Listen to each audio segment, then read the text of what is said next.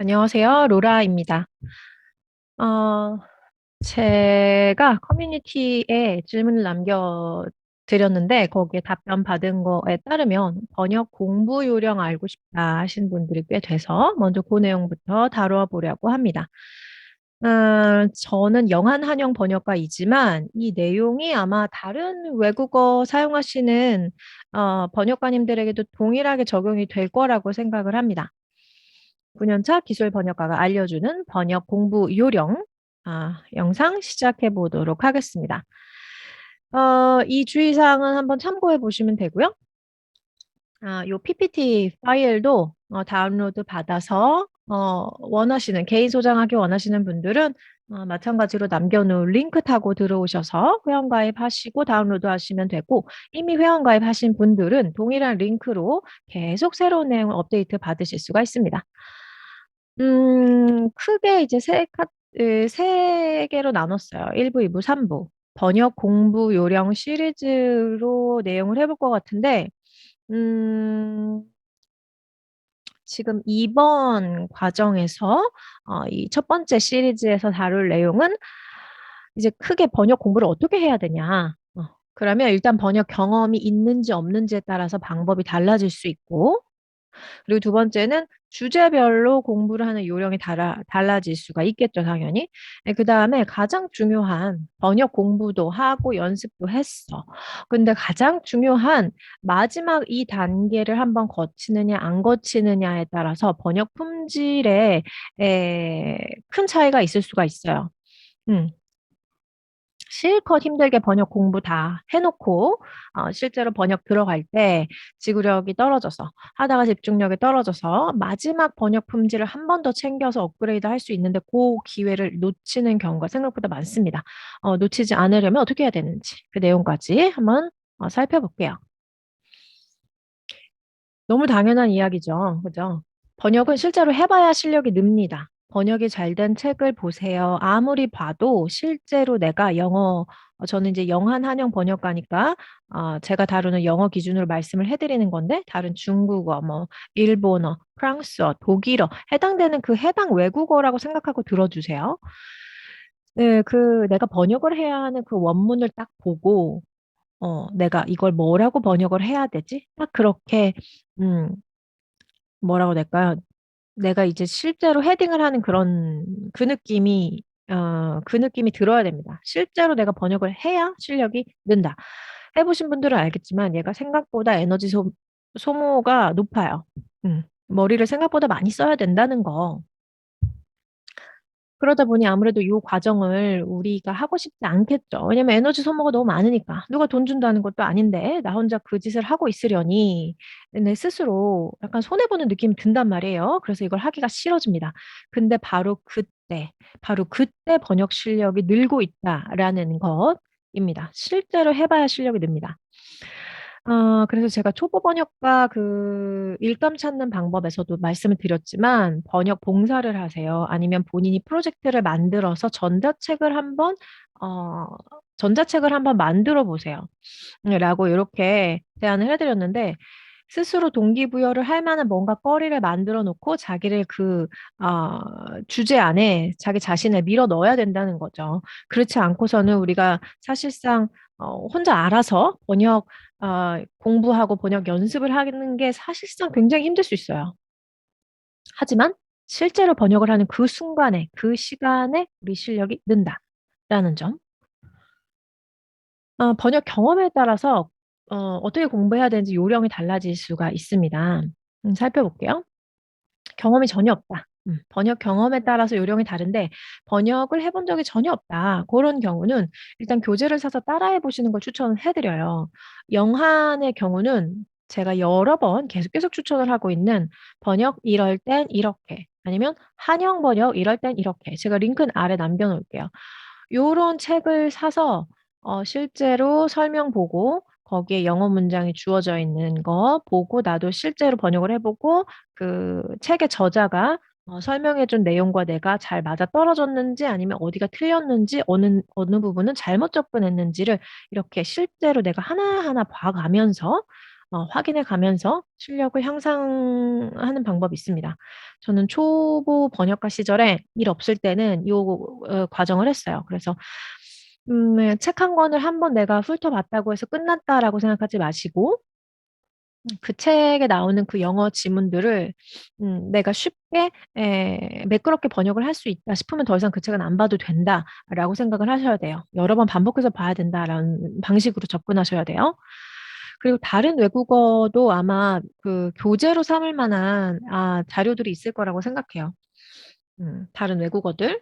만약에 교재가 없다. 그러면 해당 외국어와 그리고 그것이 한국어로 번역된 그 번역본 이 두 가지 이의 책을 구입하시거나 하셔야 되겠죠. 어느 주제이냐에 따라서도 달라지겠지만 일단은 경험이 없는 경우는 교재를 사서 따라해보는 방식이 굉장히 효과적입니다. 음, 여러 번 책이 너덜너덜해질 때까지 반복하는 것이 또 핵심입니다. 어, 저는 이제 번역을 하고 있어요. 실제로 지금 번역 경험이 있습니다. 하시는 분이라면, 다양한 주제로 조금씩 맛보기 번역을 해보실 거를 추천은 해드려요. 다양한 주제로, 말 그대로 다양한 주제입니다. 어, 사실상 주제가 너무 광범위해서 우리가 약간의 선택의 폭을 조금 줄여야 될 정도로, 어, 아무튼 경험이 있다. 번역에 경험이 있다 하면 다양한 주제로 조금씩 맛보기로 번역을 한번 해본다라는 방식으로 접근을 시작하시면 좋아요.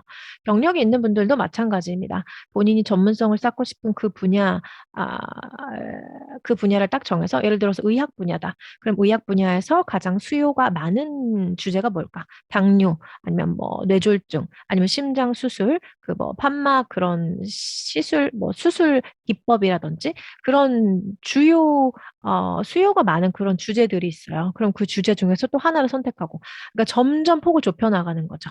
그런 식으로 번역을 하시면서 전문성을 쌓아가실 수도 있고요. 아무튼 맛보기 번역을 하시면 됩니다. 다양한 주제가 뭐가 있을까?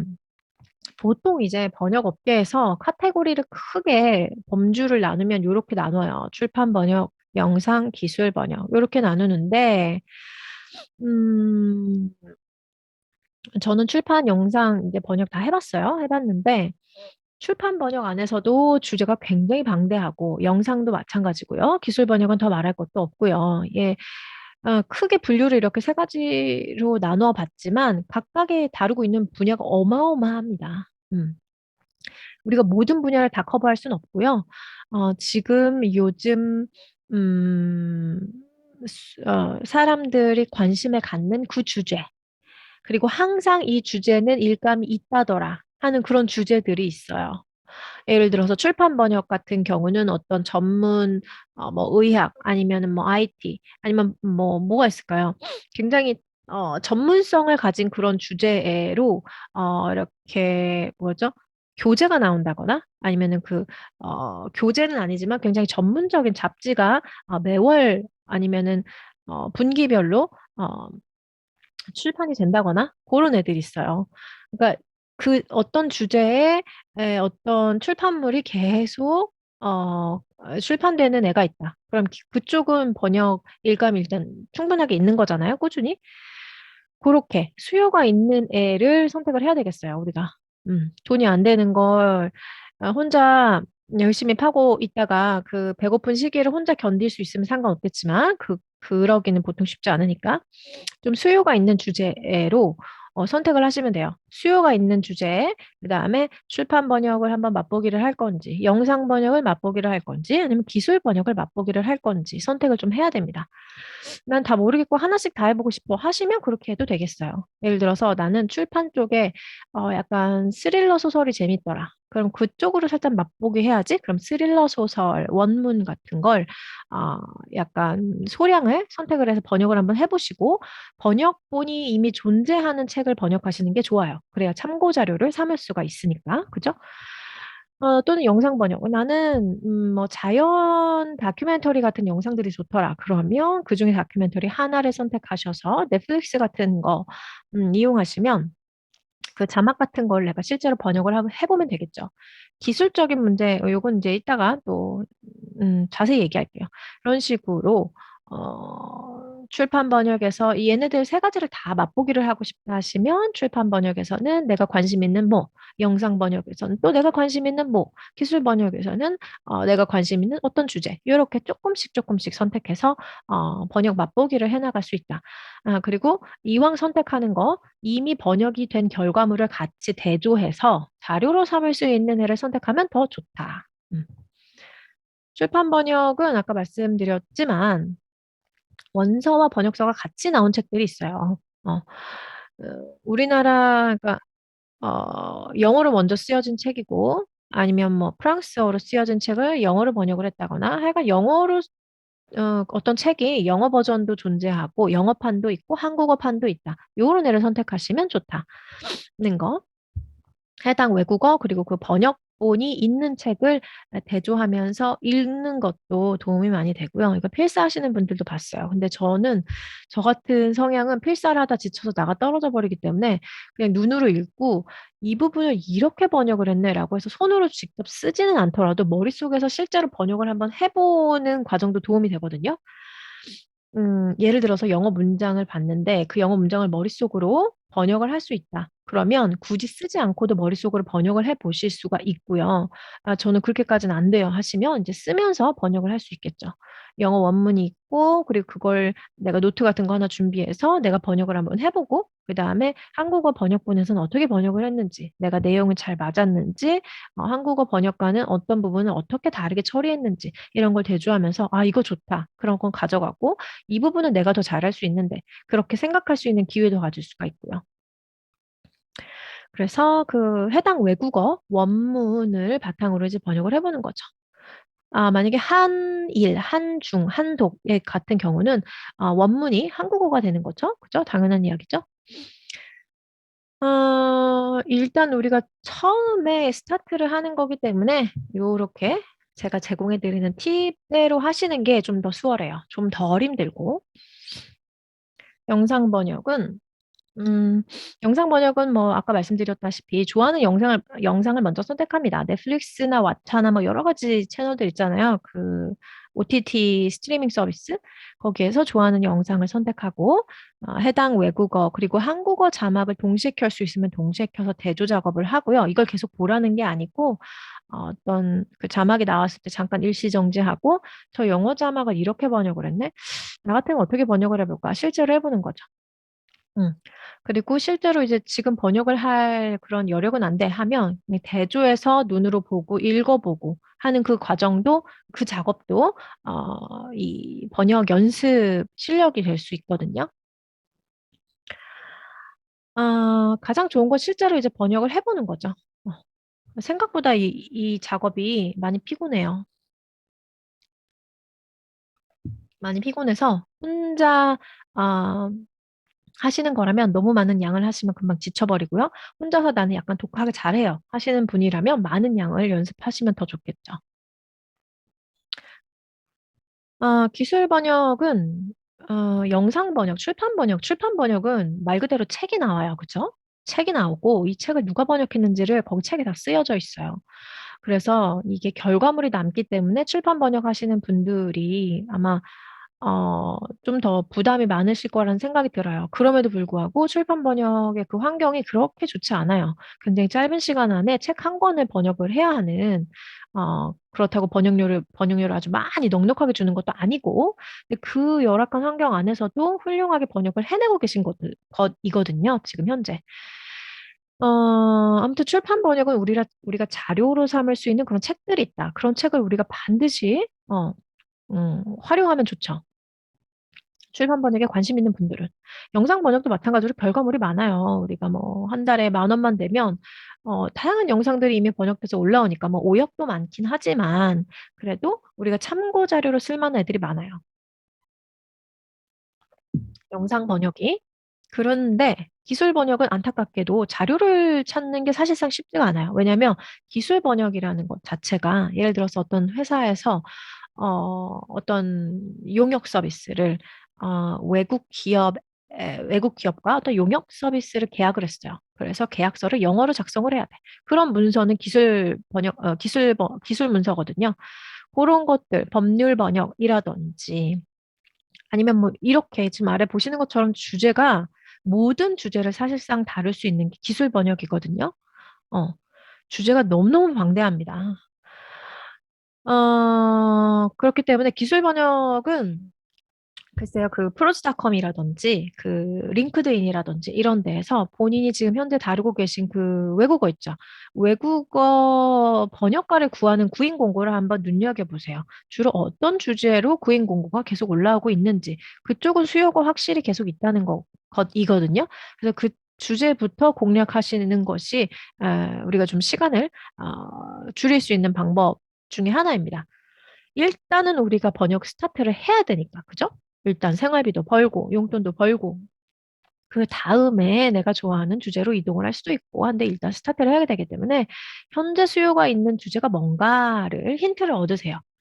프로즈닷컴에 올라온 그 구인 공고, 뭐 잡코리아, 뭐 사람인, 그리고 링크드인 이런 데 뭐 프랑스하고 한국어 번역하시는 번역가라면 프랑스 한국어 번역가 구인 뭐 이렇게 쳐보시거나 해당 외국어로 치시거나 영어로 치시거나 그럼 어떤 주제를 다루는 특정 주제를 다루는 어떤 그 구인 공고 같은 걸 찾으실 수 있을 거예요. 거기에서 어떤 주제를 자꾸 번역가를 필요로 하는지 거기서 힌트를 얻으시라는 거.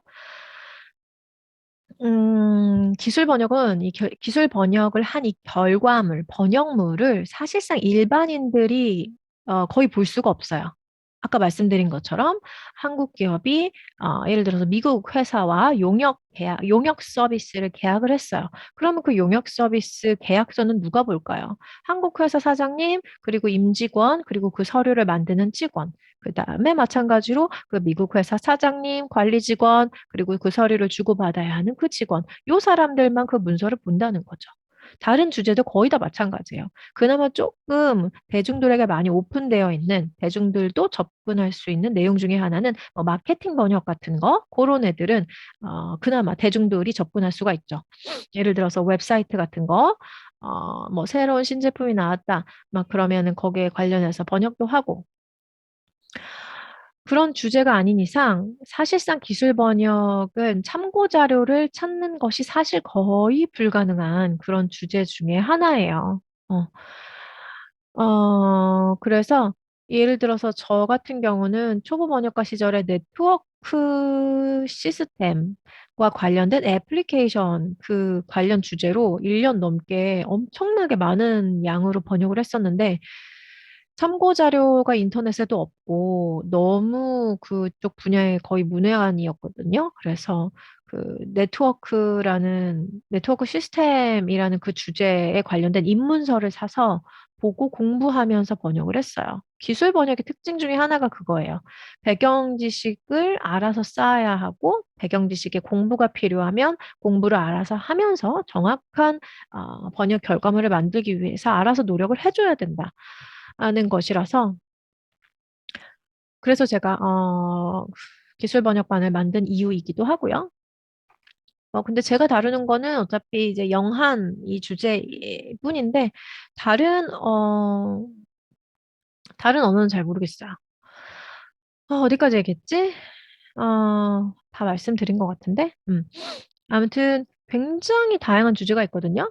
여기에서 아까 말씀드린 구인 공고에 자꾸 올라오는 그런 주제가 뭔가 법률이다. 그러면 뭐, 최근 법률 소식 같은 거, 그리고 법률에 관련된 어떤 웹사이트, 법률 소식만 이렇게 올라오는 웹사이트들이 또 따로 있어요. 구글에 검색하시면 돼요. 법률 커뮤니티, 법률 웹사이트, 뭐, 법조가, 법률인 웹사이트, 막 이런 식으로 치면 그 전문가들이 주로 자주 들락날락거리는 그런 커뮤니티나 웹사이트가 있단 말이에요.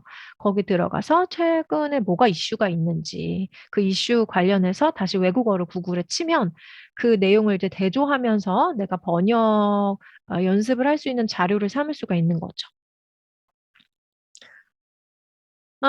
도움이 되셨겠죠. 얘는 사실상 내용이 너무너무 방대해서 이거 하나하나 제가 다 코멘트를 드리는 것이 불가능해요. 사실상. 음. 그래서 말씀드린 대로 접근을 하시면 돼요. 그리고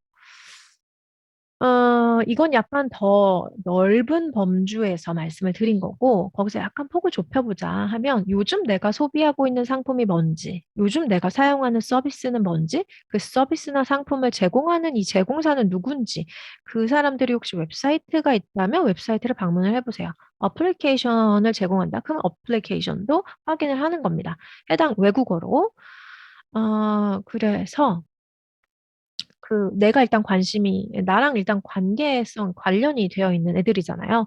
관련이 되어 있는 애들이니까 그런 주제들부터 내가 먼저 연습할 수 있는 자료로 삼으면 좋겠죠. 실제로 번역을 해보고, 번역본이 있으면 잘 활용해서 대조하는 작업을 하면 좋습니다. 번역가는 나랑 어떻게 다르게 했는지, 어, 나라면 이 부분은 이렇게 처리했을 텐데, 뭐 그런 부분들이 있겠죠. 그렇게 도움을 받을 수 있고, 또는 유튜브에서 본인이 관심 있는 그런 주제 같은 걸 검색을 해서 자막을 번역을 해보는 방법이 있을 수도 있어요. 영어로 예를 들어서 저는 꽃꽂이는 하지 않지만 꽃꽂이 같은 거 관심이 많거든요. 그러면 꽃꽂이 영어로 flower arrangement인데 인터넷 구글에 flower arrangement 내가 관심 있는 거 유튜브에 검색을 해보면 관련된 영상이 나옵니다. 그럼 그 영상에 영어 자막을 켜놓고 걔를 번역을 해보는 거죠. 영상 자막이니까 그 자막을 번역하는 거니까 영상 자막 아닌가요? 라고 생각하실 수가 있는데 동영상에 올라오는 내용이니까, 동영상에 들어있는 자막을 번역하는 거니까 영상 번역일 수 있지만, 똑같은 내용이 웹사이트에 블로그 형태로 올라가 있다. 그럼 그건 기술 번역이 될 수 있거든요. 그래서 본인 관심사를 유튜브에 검색하시고, 본인이 이제 다루는 그 외국어 있을 거 아니에요? 독일어든, 프랑스어든, 뭐, 스페인어든, 그 해당 외국어로 검색을 하셔서 그 해당 영상의 자막을 번역을 해보라라는 것. 또는 구글에 아까 말씀드린 대로 자신의 그 주제, 그 관심사, 그 키워드를 검색을 해서 그 키워드에 대한 내용을 다루고 있는 어떤 포스팅, 블로그 글, 이런 애들이 있으면 상단에 이렇게 뜨는 애들이 있을 거예요. 그런 애들 사이트 들어가서 글을 확인을 하고 번역을 해보는 거죠. 중요한 건 너무 많은 양을 번역하면 질려버리거든요. 근데 저는 예전에 A4 인쇄를 했을 때 A4로 막 4장 정도 되는 그런 분량은 거의 꾸준히 했던 것 같아요. 완전 매일은 아니지만 일주일에 한 세네 번 정도는 그 정도는 했던 것 같거든요. 아, 그렇고요. 음. 내 관심사를 내가 다루고 있는 외국어로 구글에 검색을 해서 상단에 뜨는 블로그나 웹사이트 같은 데 들어가서 그 글들을 번역을 해보자 라는 거. 이제 가장 중요한 번역 품질 업그레이드에 대한 이야기를 할 건데요. 말씀드린 것처럼 아까 말씀드렸죠? 아예 작동을 했어. 내가 어떤 소설책 하나를 번역을 할 건데 이 소설책이 10만 단어야. 나 이거 다 처리할 거야. 1년 정도 안에 이걸 다 하겠어. 이렇게 다 굉장히 많은 양을 하기로 스스로 이제 작정한 게 아니라면 한 300단어, 500단어 정도 한 번에 번역 연습하실 때는 한 300에서 500단어씩 그 처리하는 게 좀 적당합니다. 조금 다양하게 맛보기 하고 그 다음에 조금 더 깊이 있게 들어가는 것이 조금 우리가 덜 지치면서 오래 번역 연습을 할 수 있는 방법 중에 하나예요. 번역 품질 업그레이드하는 방법을 한번 이렇게 간략하게 적어 봤는데요. 음. 일단 번역을 했어요. 그죠? 번역을 했는데 일단 번역을 한 그 번역문을 소리내서 읽거나 아니면 눈으로 빠르게 읽습니다. 일단 번역한 번역문을 소리내 읽거나 눈으로 빠르게 읽기 이런 식으로 한번 빠르게 읽어요. 그 다음에 이걸 이제 프린트를 하실 수 있으면 프린트 하시고 아이패드나 어떤 그 갤럭시 탭 같은 거 쓰시면 거기에서 그 문서에 체크를 하시는 거다.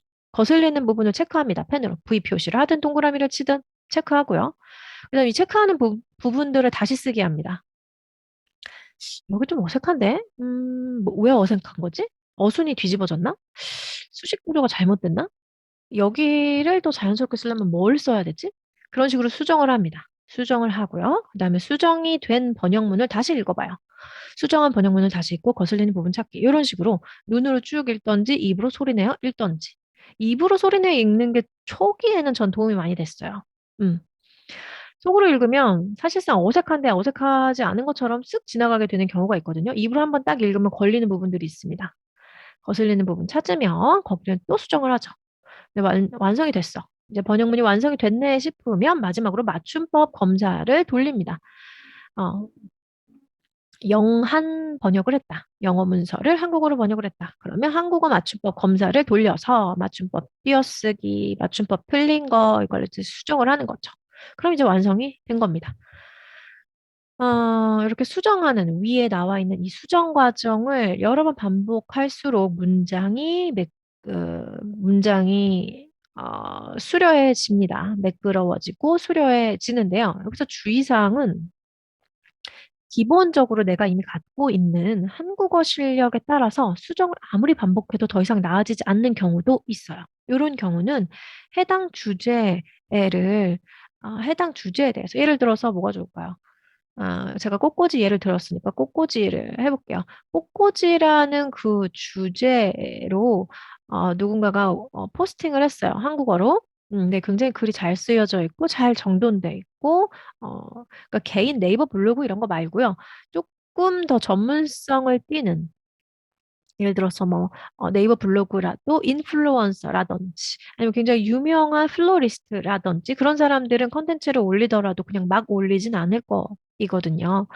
그래서 잘 쓰여진 해당 주제의 범주에서 잘 쓰여진 문장을 일단 찾아서 걔네들을 많이 보고 읽어보면서 인풋을 늘리면 됩니다. 그럼 이 커버가 가능해요.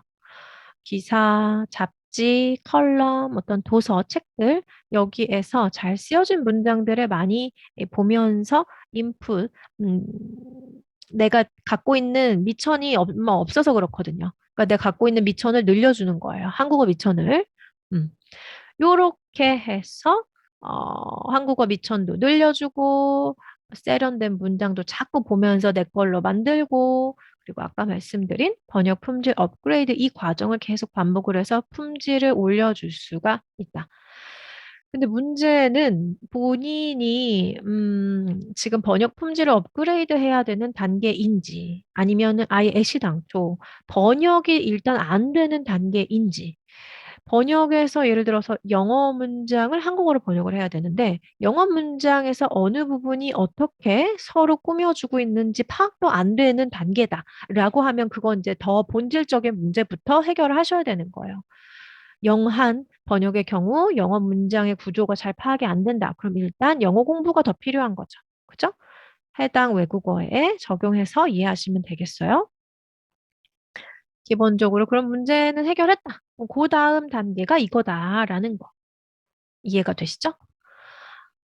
요렇게 번역 공부를 할 수 있는 요령에 대해서 대략 한 30분 정도 이렇게 말씀을 드렸어요. 굉장히 어, 수박 겉핥기식 정도의 이야기밖에 될 수가 없을 수 있어요. 제가 지금 말씀드린 내용 너무나 광범위한 주제를 간략하게 소개해드린 것이거든요.